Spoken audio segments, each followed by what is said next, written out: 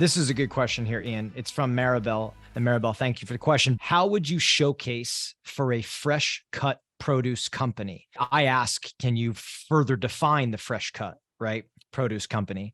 And Maribel saying a prepackaged salad company that also provides shredded lettuce, onions, tomatoes, right? So right off the top of my brain, Maribel, what I'm thinking is that's convenience. I don't know what you're thinking, Ian, but I'm thinking a fresh cut salad that's prepackaged that you can grab and run is like a convenience thing. So I don't know from a marketing standpoint if that's a part of your pitch or if it is that it's fresh cut plus convenient, but I would be thinking something along in those lines, but I'd love to hear what Ian thinks. I think it depends on who you're targeting, right? Are you targeting retailers who are going to sell your product, or are you targeting end customers and that sort of thing, right? For retailers, you need to obviously show how they're going to make money with this, right? At the end of the day, they're trying to figure out what is the best way for me to merchandise and bring your fresh cut salads to market in a meaningful way. And by the way, there's 1,000 companies that do what you do. How do you stand out? Is your fresh cut produce fresher than everybody else's? Is it organic? Is it tastiest? Are your mixes proprietary? Are you the only person who's using, I don't know, figs in your salad, whatever it might be? So find that differentiator, which you should be doing with your product development anyway, and use that as an opportunity to make sure you're messaging those retailers. But at the end of the day, retailers are super concerned about their customer experience. So when I think about what you can do in event marketing to help them, obviously you want to let them sample the product, right? They need to see it. They need to see how it is displayed. So if you have some opportunities to do some unique merchandising in your event or trade show to show them what makes it stand out, maybe some complimentary things. I was lucky to work with Casey Masterpiece in Kingsford years ago, and one of the biggest barriers that they had was barbecue sauce and charcoal are sold on two opposite ends of the store. And by the way, those two opposite ends of the store are nowhere near the meat, right?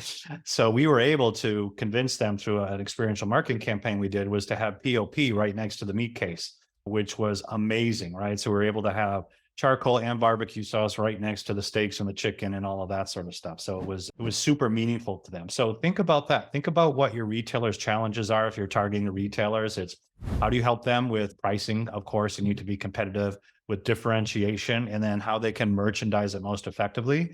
And if your end audiences and consumers, do samples, let them get out there and see the difference and understand it. I'm sure you know this, but there is a huge trend in both flavor profiles and be able to mix and try different flavors, as well as a trend in organic and healthy eating. So it's really good. I would say that for me as a consumer, if you have a fresh cut salad that doesn't taste like the weird chemical wash that most of them do, that would be something, right? So if you can find, and no one talks about this, fresh cut salad that doesn't taste like ammonia would be awesome, right? You have to disguise it with dressing. But if you're a guy who doesn't like dressing, then you're in a mix, right? In a mess. You're going to figure that out. So there's some thoughts for you.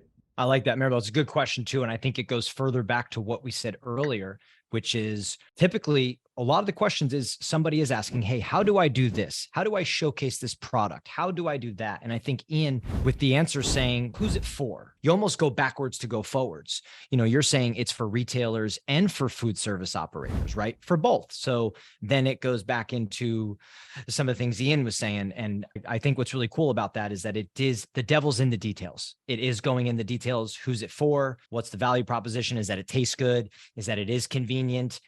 Are you trying to get the retailers? Are you showcasing your salads in the salad dressing aisle, maybe next to it, like you did with the meats and stuff like that? Is there different things? But I think the devil's in the details.